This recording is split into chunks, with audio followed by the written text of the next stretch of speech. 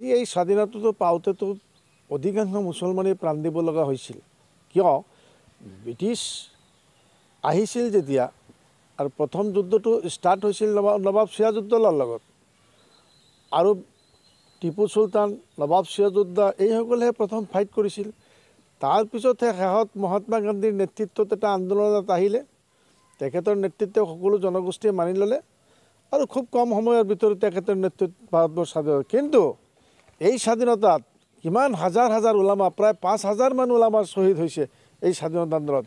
আজি দিল্লীৰ লাল গেটত গৈ, দিল্লীৰ আজি যিটো দিল্লী গেট আছে, দিল্লীত যিটো দিল্লী গেট আছে, এই গেটত গৈ দেখিলেই পোৱা যায় কিমান মানুহৰ নাম তাতে উল্লেখ আছে। কিন্তু আজি এই বিজেপি গভৰ্ণমেণ্টৰ দিনত সেই মুছলমানসকলৰ কীৰ্তিচিহ্নবিলাক যিমান হৈছে, আজি মুছলমান সম্ৰাটসকলে তাজমহল শ্বাহজাহানে কৰিছিল, আজি কুতুব মিনাৰা এই মুছলমানে কৰিছিল, আজি দেৱানী আম, দেৱানী খাছ মুছলমানে কৰিছিল, আজি দিল্লীৰ জামে মছজিদ মুছলমানেই কৰিছে। আজি যিমান মানে হেৰি উল্লেখযোগ্য মানে আপোনাৰ যিমান অনুষ্ঠান আছিলে, এইবিলাক কাম চব মুছলমানসকলেই কৰিছিল। আৰু এই মুছলমানসকলৰ শেষ সম্ৰাট বাহাদুৰ শ্বাহ জফৰমাৰ্গ আছিল শেষ সম্ৰাট। এই তেখেতৰ পৰাই আৰু ব্ৰিটিছসকল প্ৰথম ইষ্ট বেংগলত আহি এই নৱাব সিৰাজউদ্দৌলাৰ লগত যুদ্ধ আৰম্ভ কৰি তেখেতক পৰাজয় কৰি ব্ৰিটিছে ইয়াত থিতাপি লৈছিল।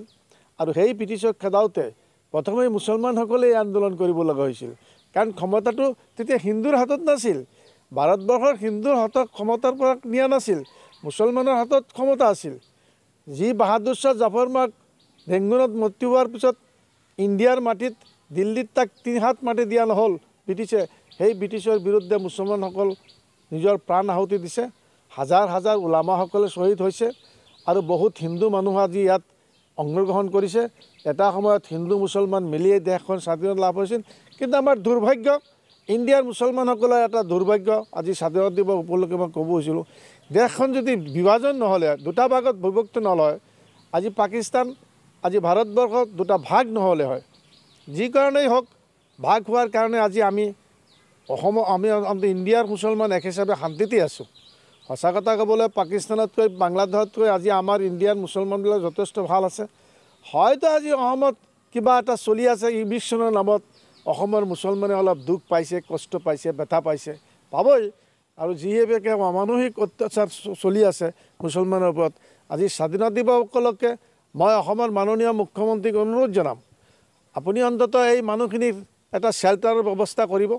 আৰু এই মানুহখিনি যাতে নিজৰ ভূমি যেতিয়া হেৰাইছে, হয় চৰকাৰী লেণ্ডত আছিল, নাই ফৰেষ্ট লেণ্ডত আছিল, আপুনি দেশৰ আইনসংগত মাতেই যদি এইবিলাক কৰি আছে,